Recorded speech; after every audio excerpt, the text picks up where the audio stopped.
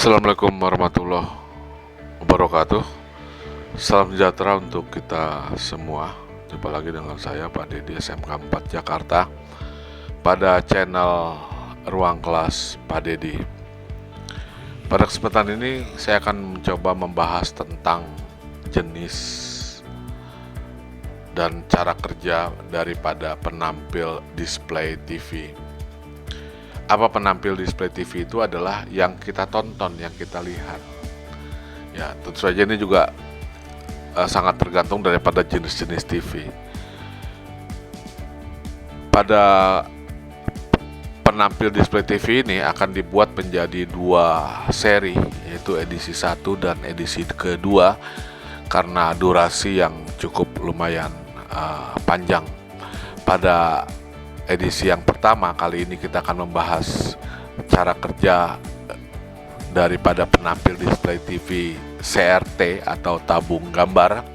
Kemudian nanti di seri yang kedua kita akan bahas tentang penampil display TV plasma, LCD, dan LED. Baik, kita mulai dulu dengan perkembangan teknologi daripada penampil display TV. Penampil display TV perkembangannya mengalami 4 fase. Kalau kita coba diurutkan waktunya, fase pertama adalah fase tabung gambar. Ini diawali dengan tahun 1922 ketika pertama kali tabung hitam putih itu diketemukan. Kemudian beberapa waktu kemudian, 5 tahun setelah itu, setelah BBC Inggris, dan itu mulai awalnya adalah tahun 33. Kemudian beberapa tahun kemudian dikembangkan televisi warna. Kemudian televisi warna ini resmi menjadi bagian daripada pesawat televisi warna itu tahun 54. Ini bertahan cukup lama, hampir 2 dekade. Jadi dari 50, 60 sampai dengan tahun 70-an pesawat televisi warna ini digunakan gitu ya. Tapi makin kesini, makin berikutnya orang makin mengalami beberapa, setelah dianalisa sedemikian rupa perkembangan masa, masih banyak ditemukan kekurangan daripada televisi tabung. Yang pertama karena ukuran layarnya atau aspek rasionya masih 3:4. Jadi bentuknya terlalu persegi, hampir mendekati bujur sangkar, sehingga ini dirasakan kurang begitu lebar, kurang begitu wide ya.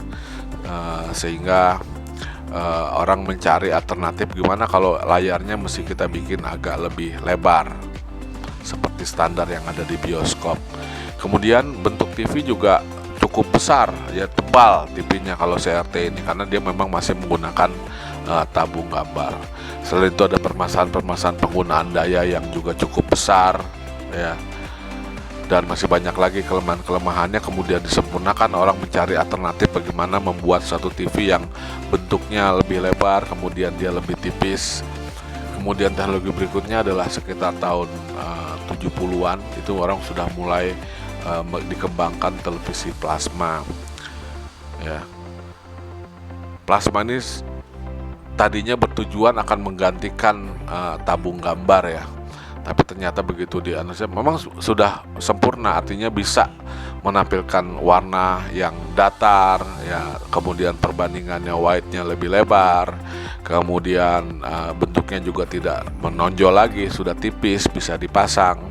Tapi penggunaan plasma ini ternyata produksinya sangat begitu mahal, sehingga tidak efisien untuk TV-TV yang ukurannya kecil ya. Plasma akan sangat bisa bagus atau bisa terjangkau untuk tampilan-tampilan TV yang ukurannya di atas 42 in.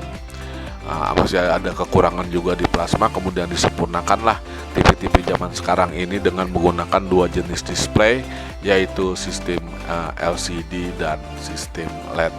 Kalau kita lihat timing waktu pelaksanaannya, di bawah tahun 30-an orang masih melakukan eksperimen tentang tabung gambar dan televisi.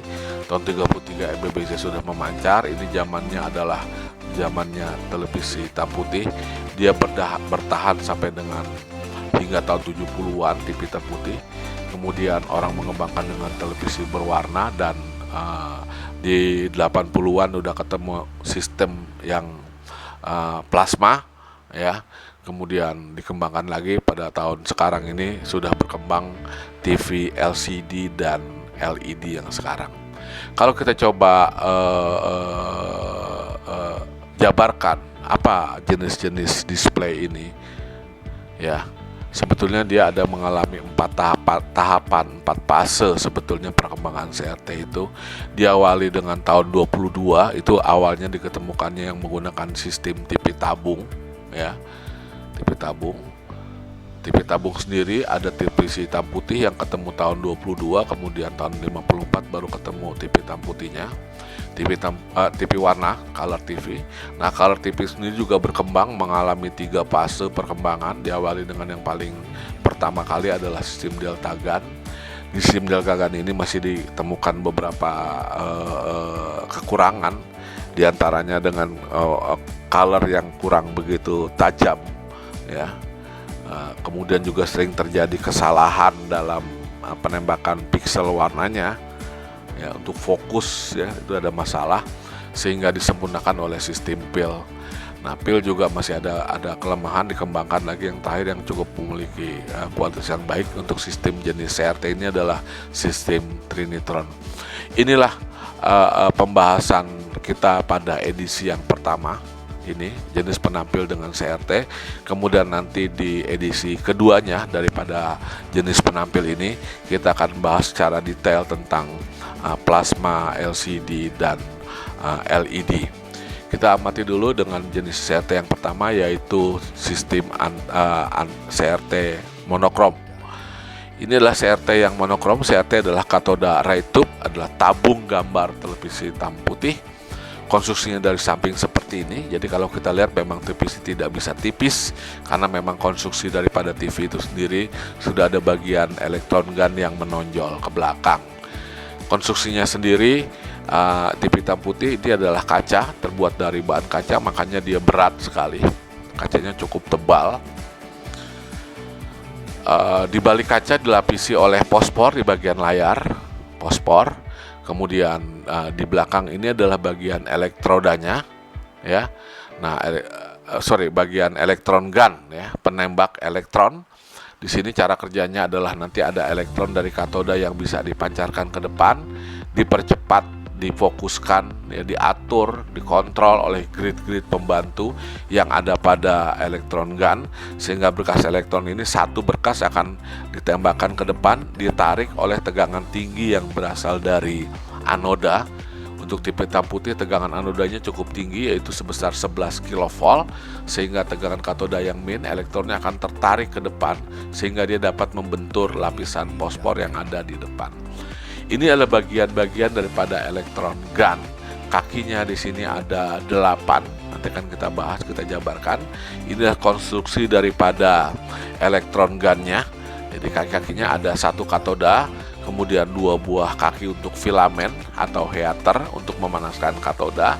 Kemudian dia ada 3 grid pengontrol, yaitu ada control grid, ada untuk mengatur jumlah berkas elektron yang bisa dipancarkan, kemudian ada focus grid untuk memusatkan berkas elektron itu supaya jatuh di layar pada satu titik yang tepat sehingga dia fokus. Kemudian yang ketiga dia adalah yang namanya screen grid, yaitu untuk mempercepat laju berkas elektron agar sangat kuat ketika dia membentur fosfor sehingga menghasilkan gambar yang tajam.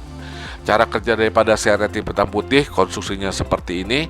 Saya jelaskan tadi, ini adalah irisannya terbuat dari kaca. Kemudian di balik kaca ini ada lapisan fosfor, ya, fosfor coating, lapisan fosfor yang nantinya dibentur oleh berkas elektron yang dipancarkan dari katoda.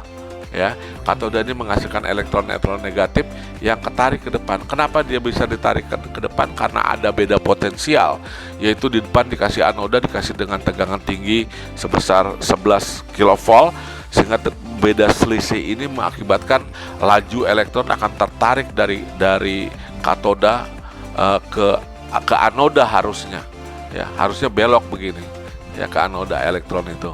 Tapi karena ada bantuan dari screen grid, focus grid, sehingga dia cukup nggak sempat belok, sudah saking cepatnya di screen grid ini sehingga dia akan menembakkan ke depan. Tembakan dari layar ini kemudian di terkena fosfor akan berpendar, dia bercahaya, sehingga itulah yang ditonton oleh kita. Nah, berkas elektronik supaya dapat menghasilkan gambar akan digerakkan ke kiri, ke kanan, ke atas, bawah dengan sistem yang disebut dengan nama scanning. Yang menggerakkan itu adalah coil, dua buah coil yang berada di leher tabung elektron gun yang disebut dengan nama deflection yoke. Deflection yoke inilah yang berfungsi untuk menggerakkan berkas elektron dengan teknik elektromagnetik. Jadi bagian-bagiannya ada heater. Heater ini adalah yang di belakang katoda. Fungsinya adalah buat memanaskan katoda supaya dia bisa menghasilkan elektron. Kemudian katoda dengan grid, terutama di sini adalah control grid, maksudnya katoda dengan control grid ini adalah mengatur jumlah elektron yang bisa ditembakkan dari katoda ke anoda. Disinilah nanti ada pengaturan di TV hitam putih itu yang namanya brightness, ya. Brightness untuk mengatur terang gelapnya gambar di layar, yaitu dengan cara diatur jumlah elektron yang bisa dikirim ke depan. Kemudian fokus grid ini adalah untuk memusatkan supaya dia jatuh di atas titik tadi, di satu titik yang tepat di depan, sehingga gambarnya tidak ngeblur atau gambarnya tidak pecah gitu. Ada satu grid lagi yang disebut dengan screen grid, ya. Di sini ada screen grid yang bisa mempercepat, mengakselerasikan berkas elektronik supaya lajunya lebih cepat lagi, supaya dia tidak terbelok ke atas, ketarik oleh anoda, karena kecepatan yang sangat tinggi tadi dia akan bisa membenturkan ke tabung gambar sehingga dia dapat membentur fosfor. Anoda ini yang berisi dengan tegangan tinggi tadi, itu adalah berisi tegangan tinggi sebesar 11 kV untuk menarik elektron dari katoda. Ya, tujuannya menarik. Ya, tapi karena kecepatannya tinggi tadi tidak sempat ketarik, tapi dia melainkan akan membentur ke fosfor. Sedangkan fosfor itu adalah suatu jenis bahan yang memiliki sifat dia akan berpendar atau bersinar gitu ketika dia terkena elektron. Ini mirip seperti spotlight barangkali, gambar tempel yang kalau malam itu dia bisa bercahaya. Konstruksi bagian-bagian daripada CRT itu adalah di bagian belakangnya, kalau kita lihat ada deflection yoke di sini. Nah, ini cincin konvergen. Ini adalah berarti dari televisi berwarna, ya. Karena kalau satu TV hitam putih itu cuma ada satu saja cincin yang disebut dengan centering magnet. Oke, ini monitor, ya, monitor televisi, ya, menggunakan tabung. Ini bagian yang tadi, bagian elektron gun, ya, terdiri dari kaki-kaki tadi, ada screen grid, katoda, dan lain-lain. Jadi cara kerjanya saya ulangi kembali, gimana tabung TV hitam putih itu bisa menghasilkan gambar di layar. Sebetulnya pertama-tama ada katoda yang dipanaskan oleh heater atau filamen tadi. Dengan adanya filamen ini, katoda akan panas, bersama-sama dengan G1 dia akan menghasilkan elektron. Elektron ini kemudian karena dikasih di anoda dengan tegangan tinggi 11 kV, akibat terjadi beda potensial yang sangat tinggi sekali, sehingga elektron akan ditarik oleh anoda, ya. Karena tariknya sebelum sempat ditarik ada dua screen yang membantu, yaitu screen grid terutama, dia akan mempercepat akselerasi daripada gerakan berkas elektron sehingga dia tidak ketarik ke anoda, melainkan dia akan terlanjur membentur ke layar fosfor yang ada di balik kaca tampilan layar display CRT tersebut yang agak biru ini. Nah, lapisan inilah yang ketika dia terkena oleh berkas elektron, fosfor ini punya sifat yang berpendar atau menghasilkan sinar. Kemudian berkas elektron ini kalau dibiarkan saja begitu lurus, dia akan kebakar, hangus, fosfor ini akan rusak. Tapi dengan adanya dua kumparan, yaitu deflection yoke vertikal dan horizontal, maka di sini berkas elektron dapat digerakkan ke atas ke bawah sehingga dia dapat menghasilkan gambar. Jadi dalam grid itu ada 3 buah grid, pengontrol, kaki pengontrol, yaitu control gate untuk mengatur brightness atau jumlah elektron yang dipancarkan ke depan. Kemudian screen gate adalah untuk mempercepat laju elektron yang akan bergerak menuju ke tabung gambar. Yang terakhir adalah focus grid yang akan memberikan supaya dia jatuh berkas elektron itu di depan itu pada satu titik yang tepat sehingga gambar lebih fokus. Kaki-kaki daripada tabung gambar 1, 2, 3, 4, 5, 6, ada 6 kaki daripada tabung gambar dengan susunan seperti ini. Ini adalah susunan kaki-kaki yang ada pada tabung gambar TV hitam putih ya. Kalau di sini ada 8, berarti kaki 1 dan 8 itu adalah kaki no connection. No connection artinya adalah kaki yang tidak dihubungkan kemana-mana ya, karena itu untuk memperkuat. Nanti itu ada soket untuk memasangkan menghubungkan antara terminal tabung gambar ini ke rangkaian. Ada soket supaya soket itu kuat, mencengkram gitu, tidak otek atau tidak mudah lepas. Itu maka kakinya dipasangin 2 kaki ini yang sebetulnya tidak ada hubungan kemana-mana gitu. Nah, kaki CRT-nya sendiri tadi jumlahnya ada 6, yaitu terdiri dari 1 buah katoda nomor 2, kemudian 2 buah kaki adalah kaki filamen atau heater.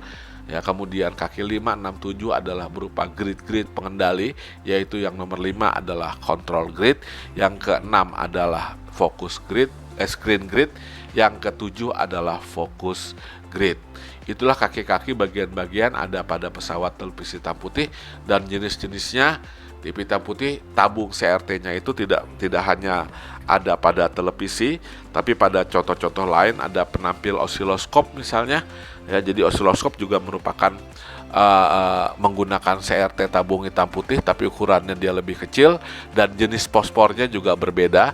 Kalau pada pesawat TV hitam putih jenis fosfornya adalah P4 ya. P4 itu akan menghasilkan gambar berwarna putih. Kalau osiloskop biasanya tampilan layarnya berwarna hijau. Itu kalau nggak salah fosfornya adalah P22 kalau nggak salah. Ya, ini adalah tampilan daripada CRT yang digunakan pada aplikasi alat ukur osiloskop. Ini adalah aplikasi CRT yang ada pada kamera ya. Kamera tabung zaman dulu ya, itu ada untuk monitornya berupa tabung kecil sekitar 4 in di situ ya, tapi dia memanjang ke belakang ya. Nah, kemudian ada 2 tabung lagi yang selain daripada TV ya, ukurannya lebih kecil-kecil. Ini biasanya untuk alat-alat kedokteran ya, seperti detak jantung apa. Nah, itu ada tampilan di depan ini. Ini menggunakan juga tabung gambar. Kemudian tabung gambar juga ada yang berbuat bulat. Ini biasanya ada di military use, ini untuk tampilan radar ya. Radar itu membutuhkan monitor yang berbentuk bulat seperti ini. Ini jadi konstruksinya daripada monokrom atau televisi hitam putih. Kita akan coba bandingkan dengan televisi berwarna. Jadi televisi hitam putih ini masih ada kekurangan bagaimana untuk membuat dia televisi warna. Baru setelah tahun 22 itu dipakai, tahun 54 orang ketemu televisi berwarna. Konstruksi TV berwarna lebih kompleks dibandingkan dengan televisi hitam putih, karena untuk dapat menghasilkan warna dia gunakan fosfor di depan, yaitu fosfor televisi warna, yaitu fosfor RGB ya. Kalau TV hitam putih fosfornya ya biasa saja, lapisan aja, di balik kaca langsung fosfor. Ini bagian-bagian TV hitam putih yang sudah saya jelaskan tadi. Di bagian belakang adalah elektron gun, kakinya ada katoda, heater, control gate, dan fokus dan lain-lain. Dia menghasilkan satu berkas elektron yang nomor 2, dia tembakan ke depan. Di depan dia ada lapisan fosfor yang nomor 4. Kemudian lapisan fosfor ini akan menghasilkan cahaya. Cahayanya ini kemudian digerakkan ke kiri ke kanan dengan waktu yang sangat cepat dengan menggunakan 2 buah depression yoke. Ya, ini ada yoke vertikal, ada yoke horizontal. Yoke vertikal untuk menggerakkan elektron ke atas ke bawah, yoke horizontal untuk digunakan bergerak ke kiri dan ke kanan. Tadi untuk menarik berkas elektron dari katoda ke bentur layar fosfor dibutuhkan anoda tegangan tinggi dari FBT atau flyback transfer motor, atau EHT, extra high tension, atau playback berisi tegangan tinggi 11 kV masuk melalui anoda. Nah, kemudian dia akan menarik berkas elektron digerakkan. Ya, ada kaca ya. Nah, lapisan 4 ini berarti adalah lapisan fosfor. Lapisan nomor 9 ini disebut dengan lapisan aquadak. Ya, jadi tampilan tabung gambar memang bentuknya dia kalau bagian belakangnya itu agak hitam ya, dan mengkilat. Ini bukan hitam kotoran ya. Ini adalah cat karbon atau aquadak yang fungsinya nanti adalah untuk membentuk kapasitor penyearah sebagai filter atau sebagai perata daripada tegangan dari anoda. Jadi ada lapisan coating yang disebut dengan aquadak tadi. Nah, pada konstruksi televisi warna, fosfornya ada 3. Jadi di balik kaca, kalau pada TV hitam putih lapisan fosfor yang nomor 4 ini, kalau di televisi warna, selain kaca, dia ada lapisan tabung gambar itu ada fosfor yang 3 seperti ini. Ya. Nah, masing-masing fosfor ini nanti akan ditembak oleh 3 buah katoda. Jadi di elektron gun pada televisi warna juga berbeda dengan ada yang pada televisi hitam putih. Jumlah kakinya dia ada 8. Ya, terdiri dari katoda red, katoda green, dan katoda blue 3 ya. Jadi kalau hitam putih katodanya cuma 1 karena untuk menghasilkan 1 elektron saja. Tapi pada televisi warna dia juga butuh 3 buah elektron gun. Tidak boleh 3 buah pistol penghasil berkas red, green, dan blue. Untuk apa? Nanti dia akan membentur fosfor yang sama di depan layar itu, red, green, dan blue gitu ya. Kalau 3 tembak ini menembakkan berkas kemudian jatuh ke depan, maka titik ini, piksel ini akan menjadi warna putih. Jadi semua warna yang dihasilkan dari TV warna itu dihasilkan dari percampuran daripada fosfor dan elektron gun dengan ketiga berkas elektronnya ini. Nah, yang membedakan, salah satu yang membedakan selain tadi di katodanya di elektron gun daripada tabung gambar dan ada fosfor yang berbeda. Salah satu lagi yang berbeda yang tidak ada di TV hitam putih adalah satu lapisan yang di belakang fosfor. Dalam TV warna ada satu lapisan penyaring ya, berbentuk terbuat dari bahan logam, dia bolong-bolong. Nah, inilah yang disebut dengan nama shadow mask ya. Shadow mask ada hanya di televisi warna, TV hitam putih tidak perlu shadow mask karena fosfornya hanya 1 jenis. Tapi kalau fosfornya dia 3 jenis, dia harus difilter dulu supaya dia menembus dalam satu lubang yang ada di shadow mask itu, sehingga nanti berkas elektron dari katoda red, green, blue jatuh tepat pada fosfor yang sama, gitu. Ya, jadi ada 3 barangkali yang membedakan tabung hitam putih dengan TV warna. Pertama, katodanya berbeda, jauh kakinya lebih banyak. Yang kedua, dia memiliki fosfor yang beda. Kalau hitam putih hanya fosfornya 1, kalau layar TV warna fosfornya 3. Kemudian yang ketiga adalah pada pesawat televisi warna dilengkapi dengan lapisan yang namanya shadow mask. Jadi kalau kita coba perhatikan konstruksi daripada televisi warna, kita udah masuk yang TV warna ya. Katoda-katoda tadi dia ada 3 buah menghasilkan 3 berkas sinar, yaitu red, green, dan blue. Ya, ini ada 3 penembak katodanya. Kemudian di sini ada grid ya, akselerasi anoda, fokus, dan lain-lain. Ini adalah elektron daripada televisi warna. Makanya pada televisi warna elektron gunnya dia lebih besar. Nah, kemudian di leher daripada elektron ada Davison yoke, sama apa yang ada pada pesawat televisi hitam putih, yaitu terdiri dari vertical yoke dan horizontal yoke. Kalau kita lihat bagian depan daripada konstruksi irisan kaca daripada tabung gambar televisi warna, lapisan yang paling luar adalah glass tube face, yaitu kaca. Kemudian lapisan kedua adalah lapisan fosfor. Tadi fosfornya adalah RGB. Kemudian di balik fosfor itu ada satu kawat filter ya, yang disebut dengan nama shadow mask. Nah, shadow mask ada 2 macam. Nanti ada shadow mask yang berbentuk bulat disebut dengan shadow mask saja. Kemudian shadow mask yang memiliki input kotak-kotak nanti disebut dengan nama aperture grill. Nah, kita lihat perkembangan daripada televisi warna. Televisi warna mengalami 3 fase perkembangan. Untuk jenis yang pertama atau ketika pertama kali ditemukan TV hitam putih berubah menjadi TV warna, jenis yang ada adalah jenis delta gun.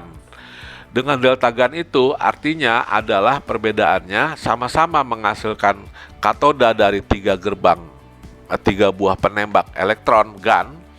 ya, masing-masing dia akan menembakkan bekas elektron ke depan ke 3 fosfor yang dipasang juga saling membentuk delta, membentuk segitiga gitu ya. Fosfornya ada red, green, blue, segitiga.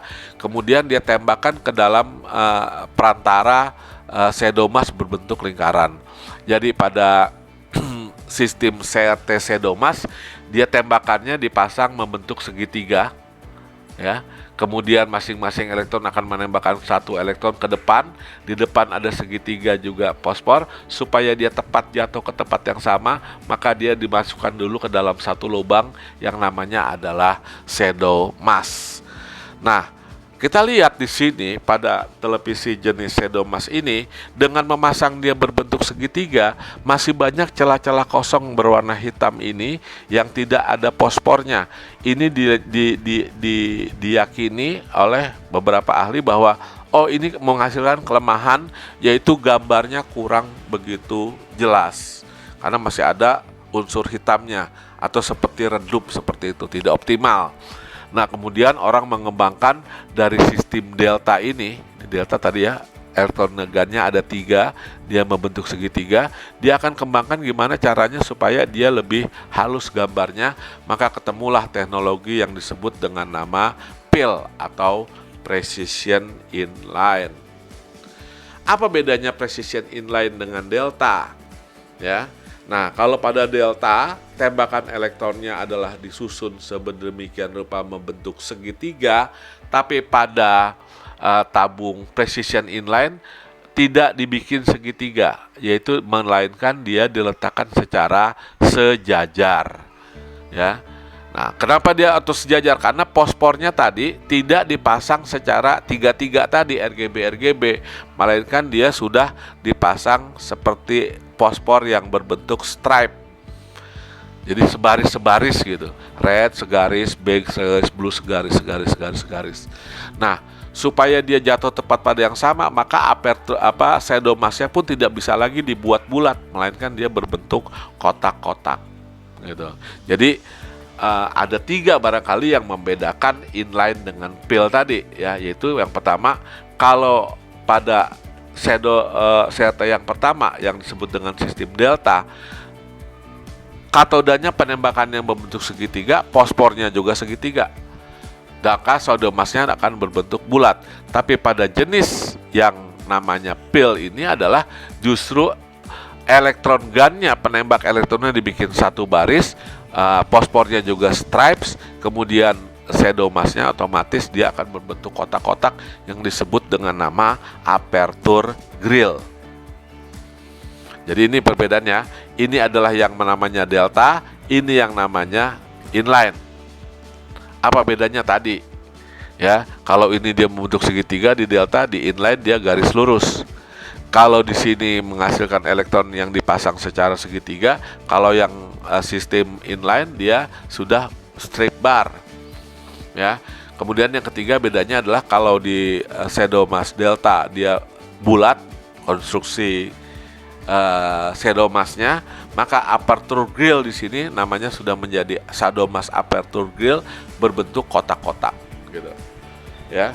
Nah, kemudian 2 penemuan ini disempurnakan saya katakan tadi dengan penemuan yang ketiga, yaitu yang namanya tabung trinitron. Di tabung trinitron itu dia lebih ekstrim lagi. Yang tadinya 3 bekas elektron ini dihasilkan dari 3 senapan, ya, maka pada trinitron 3 senapan ini justru dihasilkan dari 1 senapan saja. Jadi yang membedakan merubah perkembangan dari PIL ke trinitron adalah pada trinitron 3 tembakan tadi itu disatukan, tapi tetap menghasilkan keluaran 3 gitu. Ya, kalau kita amatin, jadi trinitron ini yang PIL dia 3 tembakan yang sejajar.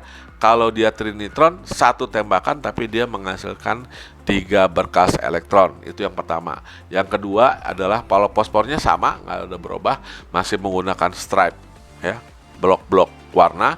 Tapi yang membedakan adalah aperture grillnya, ya. Pada aperture grill yang sistem inline dia masih berbentuk kotak-kotak, malah pada sistem pseudomas dia masih menggunakan kotak bulat-bulat lingkaran, ya.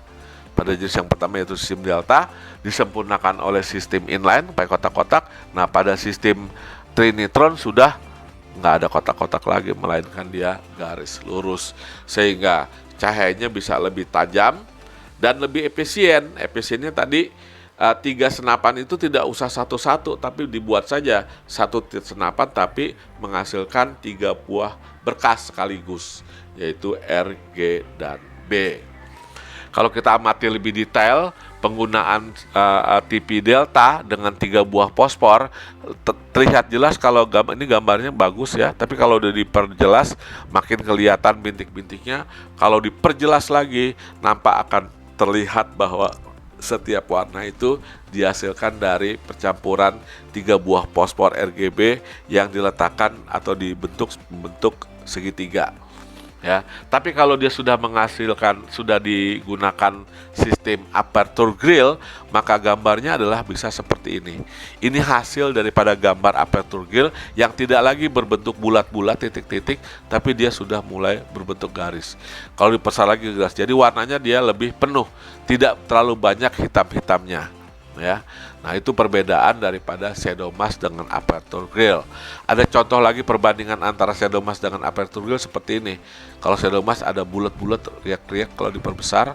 Kalau TV aperture grill dia membentuk garis-garis yang lurus. Ini juga hasilnya ya, dari bulat-bulat kalau dia shadow mask. Kalau dia inline dia membentuk garis-garis seperti ini. Itu tadi, ini adalah dot piece untuk televisi yang shadow mask. Ini yang Garfield, jaraknya sama ya, 28 cm, dia 0,26 mili. Jadi hanya berjarak sekitar 2 mili saja. Nah, kemudian kalau kita coba bandingkan mana yang efisien dari bentuk segi besar dan konstruksinya, daripada desain dan konstruksinya ya, dibandingkan antara TV monitor, TV hitam putih dengan LCD ya, atau TV warna dengan LCD lah ya. Yang membedakan adalah pertama adalah aspek rasionya. Jadi perbandingan antara panjang dan lebar layar TV itu, untuk TV hitam putih biasa itu adalah selebar 3 dan banding 4. Sementara kalau dia TV LCD dia lebih lebar, yaitu 9/16. Kemudian yang kedua, di TV CRT dia umumnya lebih cembung, tidak bisa datar. Kenapa? Karena jarak antara dinding dengan katoda dengan penembak elektron gun itu memiliki jarak berbeda antara tengah dan samping kiri dan samping kanan. Ya, makanya bentuknya mesti dibikin cembung. Nah, tapi dengan menggunakan LCD sudah tidak usah cembung lagi, layarnya berbentuk datar dan dia tidak tebal. Kalau TV biasa CRT itu pasti dia tebal karena konstruksi anodanya tadi, moncongnya ada moncong elektron gunnya tadi. Tapi kalau TV LCD dia lebih tipis ya, tidak ada bagian tabung atau bagian pantatnya tabung yang disebut dengan elektron gun.